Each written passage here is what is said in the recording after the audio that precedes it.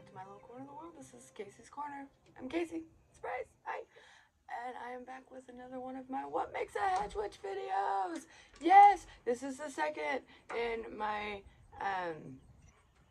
my Sabbath series, my Wheel of the Year series, my, what? You're not Wiccan? Why are you doing this series? It's the solstice, y'all. It is Litha, Midsummer Solstice, the summer solstice, whatever name you want to call it. That's today, yay! I'm really excited about it. This is one of my, excuse me while I sip my coffee, because yes, it's first thing in the morning. Also, if you hear weird noises, that's my chicken. She's, of course, also enjoying the summer solstice morning. Excuse me. But I'm up, I have my coffee, I'm out here first thing in the morning because it's the solstice, because that's part of what makes me a Hedgewitch. This is one of my favorite holidays of the year because if you're just new to the series, go check out my, I started this off with my Beltane series, and I kind of explain more about the importance of of following the Wheel of the Year to me, to my mental health, because a lot of times, because hi, I'm bipolar if you're new around here, and something that's important to, you know, people like me that we're told to help manage our mental health is to be a part of communities that have, you know, schedules, rituals, important holidays and things to keep us on track, to help us,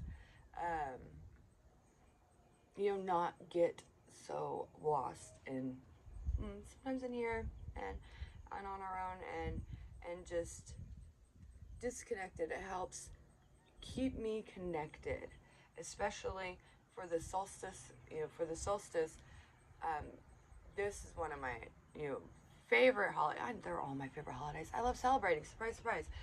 But the solstices and the equinoxes, the ones that have the celestial, that we can see the sun and the changes, and really, you know, the way the sun changes in the horizon throughout the year.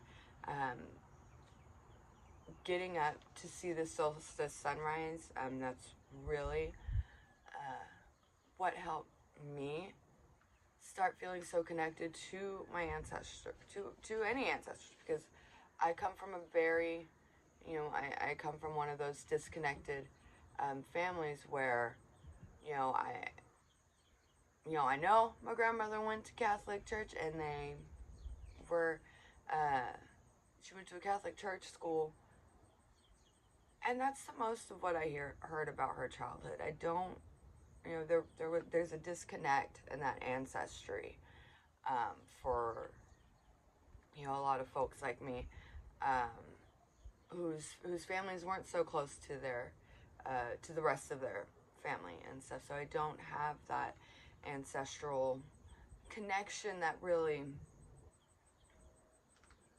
you know, that had me, you know, they left me feeling disconnected when it came to ancestral veneration or practices or feeling anything. So when I first started getting back into my practice more actively, you know, when my kids were younger and stuff, and once we settled here and I had a safe space to do so, one of the rituals or books I was reading was to, you know, just be, you know, get up with the sun, be out there for the sunrise, the midday, and the sunset, and to feel the full, you know, energy of the sun that day. And, you know, doing so really started this habit of mine to get up and watch the sunrise, and to watch as the sun shifts across the horizon. So in this time of year, the sun's going to be, it came up, like, you know, you can't really see it right now because of the lighting and stuff, but it had just come up maybe around here and stuff. That's the furthest point it's going to be. You know, we're going to start shifting back, and you'll really see that if you start getting up and watching it yourself. That's one of my favorite things to do, is get up, watch the sunrise, see where it comes up on solstice. So I know, okay, it's coming up over here. It's the summer solstice. Now I will watch as it there's the sun. See, look, there's the sun. So sun here. Now watch as the sun shifts across the horizon, and by the time we get to the winter solstice, it's going to be clear across the street and rising somewhere else completely. And realizing that, seeing that over the course of the following year after I started this on the summer solstice, oh gosh, 15 years ago or so, when I first, again, actively practicing openly and out as I am now, that really showed me how humans all over the world have done the same thing in their little corners of the world. And that's how we have all of these, like Stonehenge and stuff. Like right now, oh, I'm gonna cry and get emotional. But it's like right now, people all over the world still gather at these amazing ancient sites that clearly show, our ancestors doing the same thing, observing the way, the movements of the sun in their own corners of the world. There it is. And, seeing, marking those places in their, in their horizons, in their communities and stuff, and honoring them in their way, gathering in their way, having community gatherings, and feasting. There's so much evidence of feasting at Stonehenge. I love it. And so that's how I like to celebrate these holidays. I love, one of my favorite things to do is host a midsummer potluck. I haven't done it since the whole pandemic, but I'm bringing it back this year. I am really excited. I had a little one last year, but I was welcoming some new friends from some my new communities, and like the Hedgewitch Amateur Hour community. If you don't know, go check out that podcast. I'm a fan of the podcast. I'm a moderator and for their Facebook group page and online coven and stuff, and I run monthly group spells over there. And now I just got distracted away. I went down this road. But so yeah, with that community and everything, inviting, I had, that was a good, getting my toesies back into, one of my favorite big celebrations of the year. So this year, we don't always get to have fires because, it's just Texas. There are burn bans, but another one of my favorite things to do for the summer solstice is to collect, because this is the time when, my sunflowers really get to going. I like to observe what's growing in my area. So about Beltane, the thistles really were popping up and starting to bud and bloom.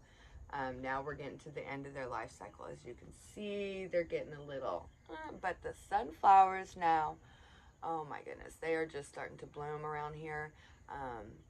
And so today I like to let them just soak up all the summer happiness, all the warmth of the summer, that I know, will be taken for granted here come the end of the summer when it hits the dog days, and I won't be feeling so, having such nice feelings about summer. So I try to do my herbal gathering here at the beginning of summer. So I'll gather, my favorite thing to do is the petals, the sunflower petals. I gather and save them each year. And sometimes I'll call them my Litha petals. Early on, nowadays it's just my summer happiness petals. My midsummer petals, whatever you want to call them. The point is the energy,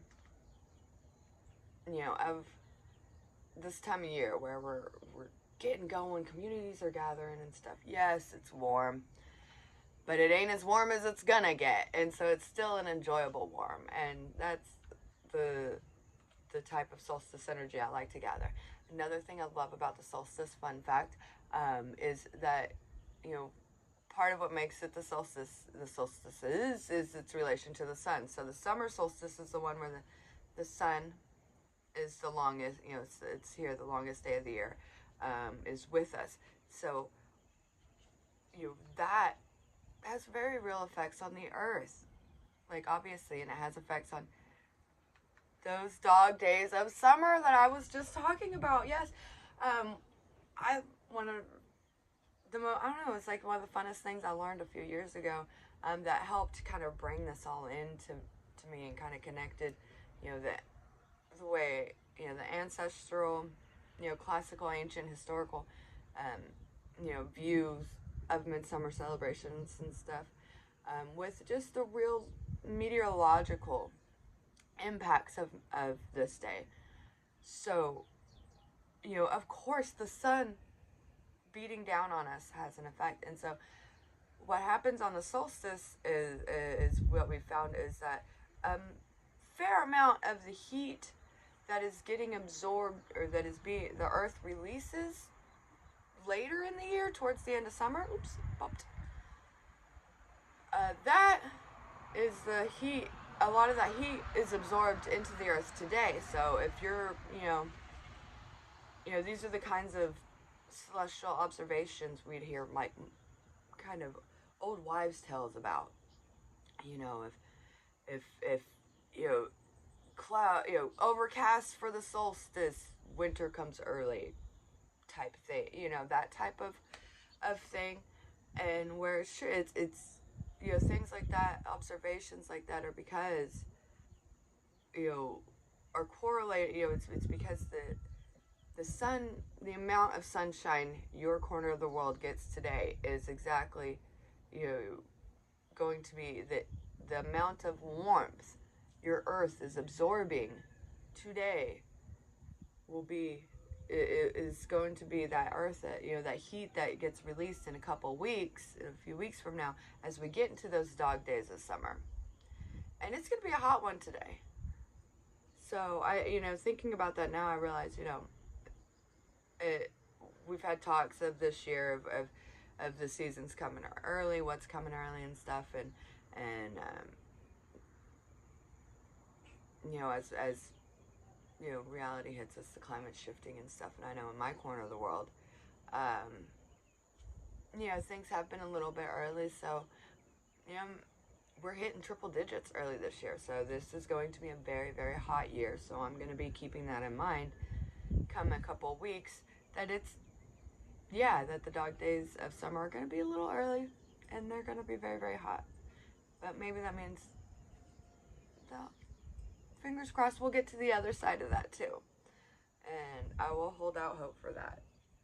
Because next up, we've got, that's something else I love about the following the wheel of the year, is because as much as, yes, this is great, but the midsummer also gives me the doom feelings because of those dog days of summer coming up. But I also know that next up on the list of holidays is that midpoint between the solstice and the equinox, often called Maboon, I don't know. I can never say things right. But that one, I look forward to that one because it's, reminds me that we're halfway to fall. So that's a little preview of my next episode of What Makes a Hedgewitch, as we discuss how I celebrate the wheel of the year and how it keeps me, on track with, it's your friendly neighborhood bipolar Hedgewitch here, so thanks so much for watching. I'll share more over on my social media pages and stuff, and if you want to help support my work, help me get a new microphone for these things, I did some research, and I finally set my goal on my Ko-fi, so you can follow me over on, you can go support me on my Ko-fi. I got stuff in my shop, I got commissions, and all kinds of stuff, exclusives, blogs, the things. Ko-fi, ko-fi.com/Casey's Corner. Ta-da! And you'll have all the links. You know what to do and stuff. You know where to find them. Thanks so much for watching. Like, share, subscribe, show some love, and all the things. And I'll see you next time. Love you guys. Bye! You can follow me at facebook.com/Casey's Corner, or on Instagram at KillyCasey, or on coffee.com/Casey's Corner. Want to support my work? Now you can buy me a cuppa over on Ko-fi. Thank you to all my Ko-fi supporters. Special thanks to my monthly Ko-fi supporters, Artsy JC, Diane S, Kate S, and Raven and Rogue. Thanks for watching Casey's Corner. Subscribe, like, and share to show some love.